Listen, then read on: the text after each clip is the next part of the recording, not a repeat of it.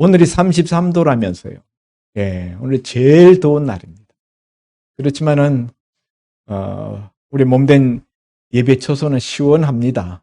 예. 하나님께서 우리 심령에도 시원한 은혜를 주시기를 바랍니다. 오늘 우리가, 봉독한 이 말씀은 구약성경 예레미야서의 말씀입니다. 우리가 예레미야서는 우리가 말씀을 접하지는 못했던 그런 책이지요. 이 예레미야서는 구약 선지자 예레미야라는 사람이 쓴 책이고, 이 예레미야는 예레미야뿐만 아니라 그 다음에 예레미야 애가라는 그 다음 책도 예레미야의 저작으로 알려져 있습니다. 이 예레미야라는 사람은 언제적 사람인가? 구약 시대 때 유다 나라가 멸망당할 그 즈음에 활동했던 선지자예요. 그 당시 북이스라엘은 이미 아시리아에 멸망당해서 없어졌고, 남유다만 남아서 유다 혼자 독존하다가 이제 남유다도 그 죄악이 극심하여서 하나님의 이제 심판을 받게 되는, 나라의 멸망 직전에 활동했던 선지자로 이스라엘 백성들이 바벨론의 포로로 끌려가는 1차 포로, 2차 포로, 3차 포로 이렇게 포로로 끌려가는 그 시대까지 활동했던 선지자입니다. 나라가 멸망당할 때 멸망당할 나라의 운명을 유다 백성들 앞에 선포하였던 선지자의 그 가슴은 얼마나 애달프고 정말 고통이 심했겠습니까? 그래서 이 예레미야에겐 별명이 붙었는데 눈물의 선지자라는 별명이 붙어 있습니다. 늘 나라와 민족의 운명을 생각하면서 하나님 앞에 눈물 뿌려 기도하고 또 말씀을 증거함으로 인하여서 많은 박해를 받았던, 그래서 눈물을 흘릴 수밖에 없었던 그런 것이 예레미야의 삶이었습니다. 그 당시 사회에서 예레미야는 배신자로 낙인 찍혔습니다. 왜냐하면 겉으로 볼 때는, 사람들이 볼 때는 나라가 그냥 평안해요. 별일 없어요. 성전에는 예배드리는 사람들로 북적북적하고. 그런데 예레미야 선지자는 하나님의 심판이 임한다. 이 백성이 바빌론 땅에 포로로 사로잡혀 가겠다. 이렇게 메시지를 전하니까 사람들이 그런 메시지를 좋아하지 않죠. 무슨 소리야? 우리 잘 지내고 있는데 갑자기 강한 나라가 북쪽에서 쳐들어오고 바벨론에 쳐들어오고 그래서 백성들이 사로잡혀 가게 된다는 거예요. 포로가 된다는 거예요. 듣기 싫은 이야기죠.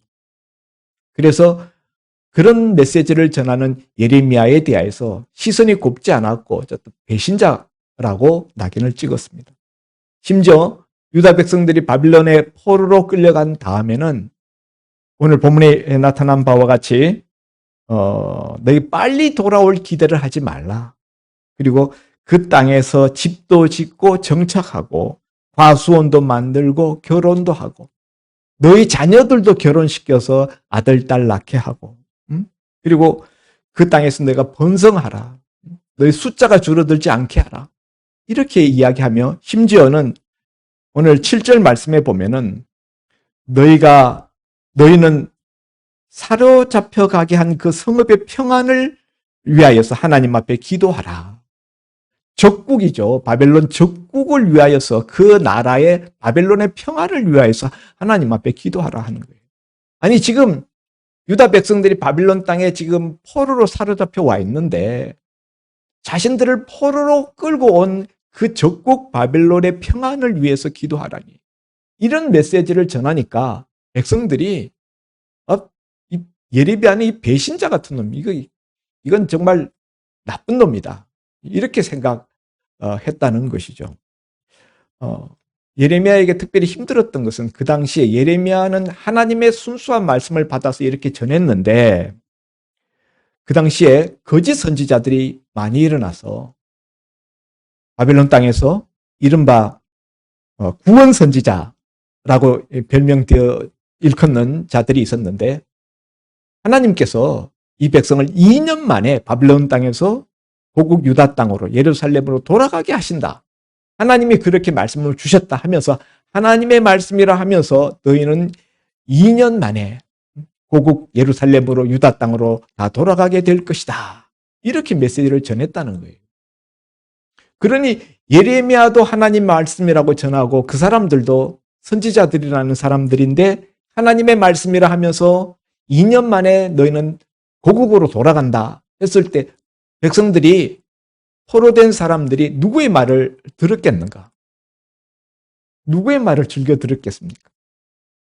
거짓 선지자들의 말을 더 신빙성 있게 듣고 그 말을 더 받아들였다 하는 것이죠.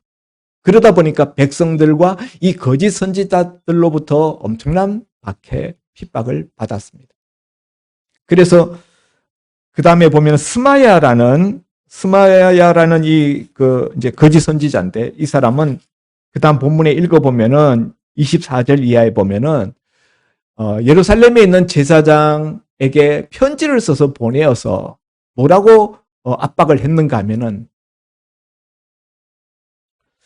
27절에 이제 내가 어찌하여 너희 중에서 선지자 노릇을 하는 아나돗 사람 예레미야를 책망하지 아니하느냐. 그 앞에 보면은 26장 하반절에 모든 미친 자와 선지자 노릇하는 자들을 목에 씌우는 나무 고랑과 목에 씌우는 쇠고랑을 채우라. 이런 이야기를 합니다. 예레미야를 어떻게 보는가 하면은 선지자 노릇을 하는 미친놈 이렇게 지칭했다는 거죠. 미친놈이다 예레미야 저거. 그러면서 저런 놈은 목에다가 쇠고랑을 채워가지고 그래가지고 저 헛소리 못하게 해야 된다. 왜 예루살렘 제사장이 되어가지고 그런 일을 하지 않느냐 하면서 바빌론 땅에 포로로 있는 거짓 선지자들이 편지를 보냈다. 이럴 정도로 예레미야는 백성들의 환영을 받지 못하고 유다 땅에 있는 거짓 선지자들과 또 바빌론 땅에 포로로 끌려간 거짓 선지자들에 의해서 양면으로 협공을 당하였습니다. 그렇지만은 예레미야는 하나님이 주신 말씀을 전하지 아니하고서는 견딜 수가 없었어요. 20장 9절을 보면은 예레미야 20장 9절 말씀을 한번 찾아서 읽어봅니다. 20장 9절 말씀에 보면은 내가 다시는 여호와를 선포하지 아니하며 그의 이름으로 말하지 아니하리라 하면 나의 마음이 불붙는 것 같아서 골수에 사무치니 답답하여 견딜 수 없나이다. 하나님이 메시지를 주셔요. 이 말을 전하라. 심판의 메시지, 재앙의 메시지예요. 그런데 백성들도 싫어하고 그러니까 전하고 싶지 않은 거예요. 예레미야도. 이 메시지 전하면 분명히 핍박과 박해가 더 심해질 터인데. 그래서 전하지 않으려고 하면은 그 하나님이 주신 그 메시지, 그 말씀이 자기 속에, 예레미야 속에서 불꽃이 되어서 자기가 견딜 수 없다는 거예요. 증거하지 않을 수 없다는 거죠. 이것이 예레미야의 또 다른 고통이었습니다.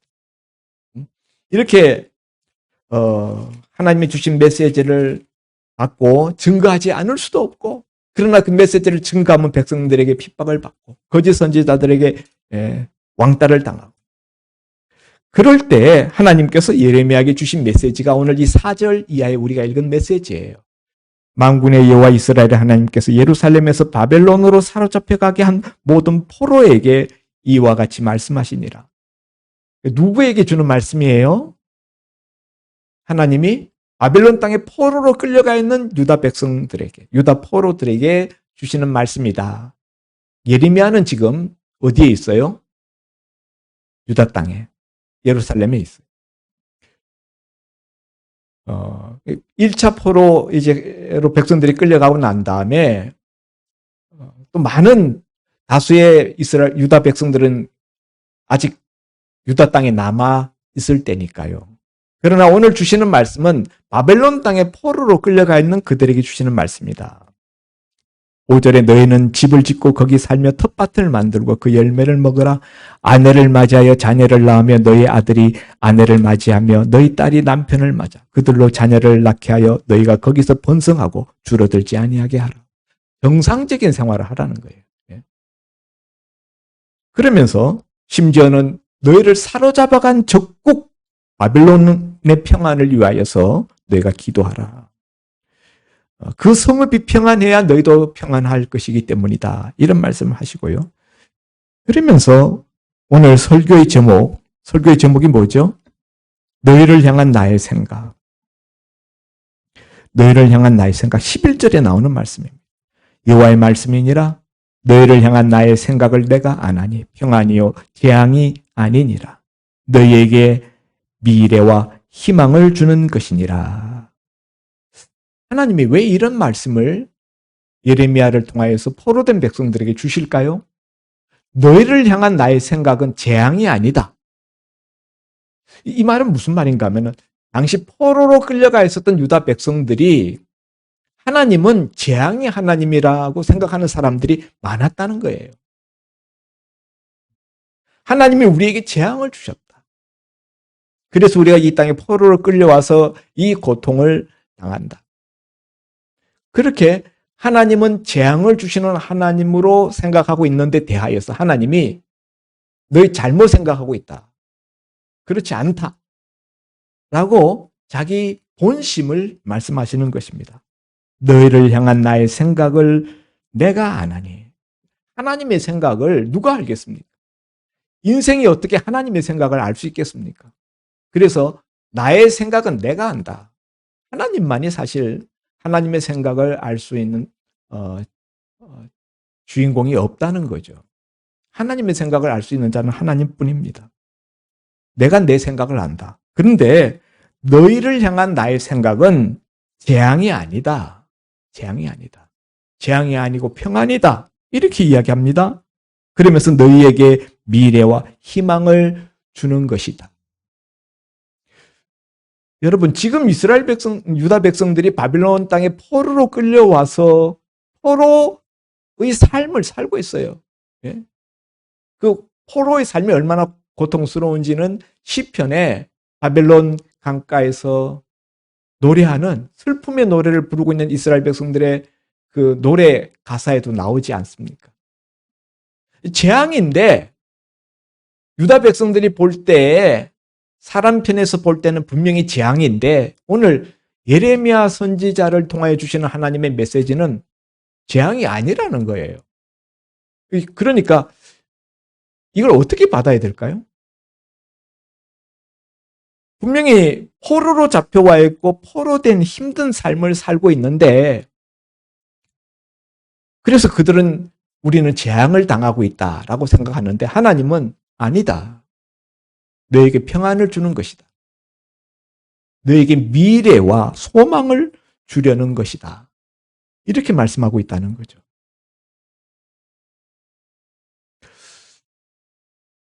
여기서 여러분 우리가 한 가지 꼭 알아야 될 것이 있습니다. 하나님이 말씀하시는 이 평안, 히브리어로는 샬롬이죠. 샬롬. 이스라엘 사람들은 이제 만나면 샬롬 이렇게 우리 같으면 안녕하십니까? 평안하십니까? 인사말이죠. 이 구약 성경에 나오는 이 샬롬, 평안.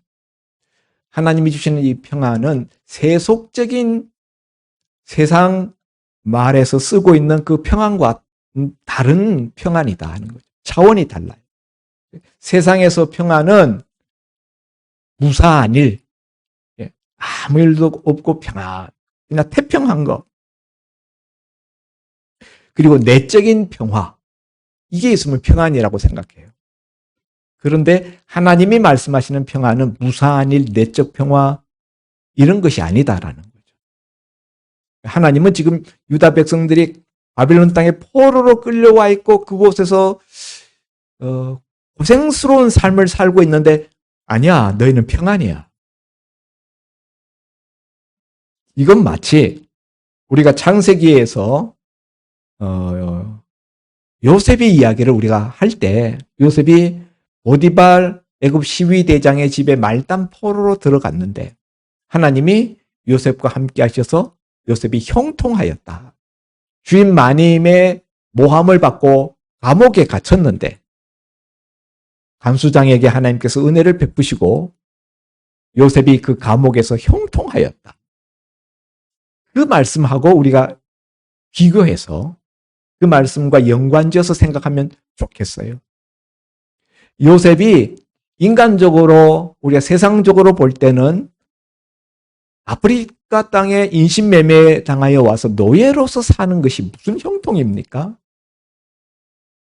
자기를 유혹하는 주인 마님의 유혹을 거절한 것으로 모함을 받고 감옥에 갇히게 된 것이 무슨 형통입니까? 그렇지만 우리 그때 그 본문에서 하나님의 뜻하시는 바에 점점 더 가까워지는 것, 애굽의 총리가 되는 것이 하나님의 계획이잖아요. 그 하나님의 계획에 점점 접근하고 있는 것 자체가 평안이다. 하나님의 뜻에서 볼 때는 평안인 거죠. 형통인 거죠. 그것처럼 오늘 여기 유다 백성들이 바벨론 땅에 포로로 와 있는 것, 이것 또한 그와 같은 맥락으로 하나님의 시선에서 볼 때, 큰 그림으로 볼 때, 그리고 훗날에 되어질 이스라엘 백성들이 바벨론에서 포로 생활하고 유다 땅으로 복귀할 때 그때 보면은 그게 평안이었다라는 것을 알게 된다는 거죠. 여러분, 유다 백성들이 바빌론에 70년 동안 포로 생활하는 동안에 유다 땅에 있었던 백성들은 어떻게 되었습니까? 거기 포로로 잡혀가지 않고 남아있었던 백성들은 그 가나안 땅의 이민족들의 그 우상숭배 신앙 이런 것들 때문에 더 엉망진창이 됐습니다. 사실 나라가 멸망할 때 그런 것 때문에 멸망당했지만은 핵심 그룹들이 다 바빌론 땅으로 옮겨지고, 그러나 바빌론 땅에서 그들이 고난당했지만은 하나님이 마치 이스라엘 백성들이 애굽에 가서 400년 동안 있는 동안에 이스라엘 백성들만의 정체성을 가지게 하시고 그곳을 이스라엘 민족을 만드는 민족 인큐베이터, 모판으로 삼으셨던 것처럼 바벨론이라는 땅에서 하나님의 백성으로서의 그 독특성, 그 고유한 그 특성을 유지하면서 그곳에서 회당 예배를 지키면서 장차 포로 귀환했을 때 이전에 멸망당할 때의 유다 백성들과는 질이 다른 하나님을 경외하는 그런 민족으로 거듭나게 하시는 그런 하나님의 큰 뜻이 있었던 것이죠. 그래서 하나님의 관점에서 보았을 때, 장기적으로 그리고 큰 그림에서 보았을 때, 인간적으로 현실적으로 그들이 느끼는 감각적인 어떤 어려움, 그것과는 달리 하나님은 너희는 지금 평안 가운데 있다. 내가 너희를 평안으로 인도하는 것이다. 이렇게 말씀하고 있다는 거예요. 그래서 성경적인 형통의 개념이 세상의 형통과 다른 것 같이 성경적인 평안의 개념 또한 세속적인 평안과는 성경에서 말하는 참된 평안, 샬롬은 하나님과 가까워지는 거예요. 하나님과 함께 있고 하나님과의 관계가 회복되고 하나님과 함께 사는 것, 그게 참된 평안이에요. 그런데 멸망당할 때 유다 백성들은 그렇지 못했어요. 종교적인 어떤 행위들은 여전히 성전에 가서 제사 드리고 그랬지만은 하나님과의 관계는 무너져 있었다. 그런 점에 있어서 너희를 향한 나의 생각은 너희에게 미래와 희망을 주려는 것이다.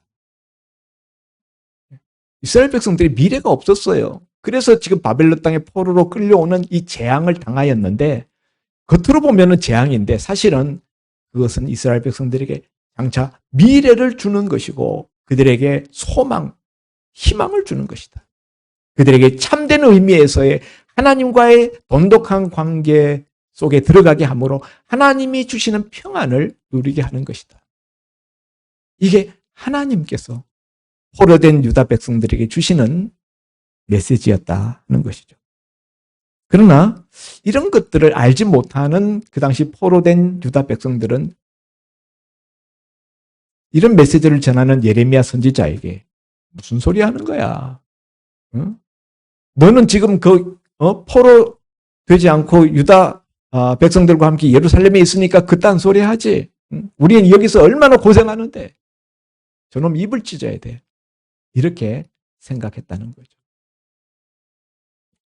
자, 그런데 여러분, 이 하나님이 주시는 이 평안이라는 것은 그저 주어지는 것은 아닙니다. 하나님이 주시는 이 평안 가운데 들어가려면은 밟아야 될 길이 있고요. 경로가 있습니다. 그 과정을 밟아야 돼요. 그게 뭐냐 하면은 바로 12절과 13절입니다. 하나님이 주시는 평안 가운데 들어가려면은 12절 너희가 내게 부르짖으며 내게 와서 기도하면 하나님 앞에 와서 기도하고 부르짖으라는 거예요. 그러면 내가 너희의 기도를 들을 것이요. 너희가 온 마음으로 나를 구하면 나를 찾을 것이요. 나를 만나리라. 참된 평안은 하나님이 주십니다. 하나님만이 진정한 샬롬을 주십니다. 그런데 그 샬롬은 하나님 안에 있기 때문에 하나님 만나야 돼. 그래야 하나님이 주셔요. 근데 그 하나님 만나려면은 하나님 앞에 와서 부르짖고 기도하라는 거예요. 그런데 그때 부르짖고 기도할 때 온 마음으로 찾으라. 온 마음. 전심으로. 무슨 말인가 하면은 과거 이스라엘 백성들이 하나님 앞에 와서 기도했습니다. 기도 안 한 게 아니에요. 근데 왜 멸망당했느냐? 온 마음으로 하나님을 찾은 게 아니라 그 마음이 반은 우상에게 가 있고 하나님 앞에 나머지 절반의 마음을 가지고 그렇게 하나님과 우상을 겸하여 섬겼어요. 그래서 하나님은 온 마음으로 나를 찾으라. 그러니까 하나님 앞에 나오는데 방해가 되는 그 방해물들, 걸림돌들, 장애물들 이런 것들을 다 치워버리고 전심으로 하나님 앞에 나와서 하나님 찾으라는 거예요. 그러면은 하나님이 만나주겠고 그리고 그들에게 평안을 주신다. 진정한 샬롬을 주신다는 거예요. 그러면서 그러나 하나님이 주시는 그 샬롬은 하나님의 때에 하나님이 주신다. 하나님이 작정한 때가 있다. 포로에서 회복되는 것은 하나님이 작정하신 계획과 섭리에 따라서 되어진다. 그때가 10절에 바벨론에서 70년이 차면 너희를 이곳으로 돌아오게 하리라. 그러니까 70년 동안 바벨론 땅에 포로로 있겠다는 거예요. 그렇기 때문에 장기간 동안 바벨론 땅에 체류하게 되기 때문에 너희가 그 땅에서 정상적인 생활을 하라는 거예요. 자녀도 낳고 그 자녀들 결혼도 시키고 텃밭도 일구고 과수원도 하고. 그러나 이런 그 예레미야의 메시지에 대하여서 거짓 선지자들, 이른바 2년 만에 구원되리라, 2년 만에 회복되리라 하는 사람들은 아주 그냥 이를 갈았죠. 그리고 심지어 적국 바벨론을 위해서 기도하라 하는 말에 대해서는 정말 미친놈이야. 이렇게 이야기했다는 거죠. 그러나 예레미야는 70년이나 그 땅에서 살아야 되기 때문에 그 성읍이 바벨론이 평안해야 그 아래에 있는 유다 백성도 평안하다는 거예요. 그래서 너희는 그 성읍을 위해서 기도하라. 이 예레미야 메시지는 이후에 유다 백성들이 나라를 잃고 2000년 동안 떠돌아다니잖아요. 1945년에 그들이 이스라엘이라는 나라를 건국하기까지 2000년 가까운 세월을 떠돌 때 그들이 어디에 있든지 간에 이 말씀을 기준으로 삼았다. 어느 나라에 있든지 그들이 있는 곳에서 정상적인 생활을 하고 번성하려고 하고 그리고 그 나라의 평안을 위해서 힘쓰고 노력하고 기여하고 그렇게 해서 오늘날의 그 유명한 유대인이라는 이미지를 세계 각국에 심게 되었다 하는 것이죠. 오늘 본문 말씀을 가지고 마지막으로 권면드리고 싶은 것은 하나님의 본심을 우리가 이해하자. 우리의 현실이 아무리 열악하고 어렵고 힘들다 할지라도 우리를 향한 하나님의 본심은 우리에게 평안을 주시는 것이고 우리에게 장래와 그리고 희망을 주는 것이 하나님의 본심이고 하나님의 큰 그림이다. 큰 계획이다. 이 부분에 대해서 우리가 흔들림이 없기를 바랍니다. 마지막 날에 하나님 나라를 주시는 것, 하나님과 함께 하나님의 집에서 살게 하는 것, 그래서 하나님의 그 샬롬, 하나님의 그 평안을 우리가 충만하게 누리게 하는 것, 그것이 하나님의 마지막 계획입니다. 그러니까 여러분 우리가 거기 가기까지 우리 이 땅에서 여러 과정들이 있겠지만은 낙심하지 말고 우리가 그 하나님 주시는 샬롬을 온전히 누릴 때까지 어떻게 해야 돼요? 우리가 겪는 고난을 우리가 기도하면서 이겨내야 돼요. 기도 없으면은 고난을 이겨낼 수 없어요. 오늘 제가 주보 컬럼에도 기도가 고난 때에 기도가 없으면은 무너지고 버텨낼 수가 없다. 그래서 오늘 유다 포로된 백성들에게 너희는 전심으로 내게 와서 부르짖으라. 내게 기도하면 내가 들을 것이다. 예. 하나님이 들으시면은 현실적인 문제의 어려움이 완전히 해결되지 않았다 할지라도 문제되지 않아요. 평안합니다. 그럼에도 불구하고 하나님 주시는 평안을 누릴 수 있습니다. 이것이 하나님의 말씀이에요. 아무쪼록 오늘 여러분에게 하나님 주시는 평안이 넘치시기를 주의 이름으로 축원드립니다. 기도합니다. 하나님 아버지, 오늘 우리 현실 형편이 또 처지가 어떠하든지 간에 우리를 향한 하나님의 생각, 우리를 향한 하나님의 계획은 평안이요. 그리고 장래에 희망을 주는 것인 것을 오늘 말씀을 통하여 우리가 확인했습니다. 선하신 하나님의 그 선하심에 대하여서 우리가 의심하지 않게 하여 주옵소서. 유다 백성들은 자신들의 포로된 현실 때문에 하나님의 선하심에 대해서 의심하였지만 오늘 하나님은 그런 연약해진 포로 백성들에게 오늘 이 말씀으로 그들을 위로하시고 격려하시고 믿음을 새롭게 하셨습니다. 오늘 우리 또한 이 말씀을 듣고 우리 현실 속에서 우리가 고난 속에 있다 할지라도 하나님을 찾으며 부지런히 하나님 앞에 나아가며 하나님 앞에 기도하며 고난을 이겨낼 수 있는 저희들 되게 하여 주옵소서. 하나님이 우리를 회복시키는 때 진정한 샬롬으로 평안으로 우리를 인도하시는 때가 온다는 것을 우리가 알고 그때까지 잘 인내할 수 있는 믿음을 갖고 욥이 내가 가는 길을 그가 아시나니 그가 나를 단련하신 후에는 내가 순금같이 되어 나오리라고 고백했던 것 같이 욥의 고백이 나의 고백이 되게 하여 주옵소서.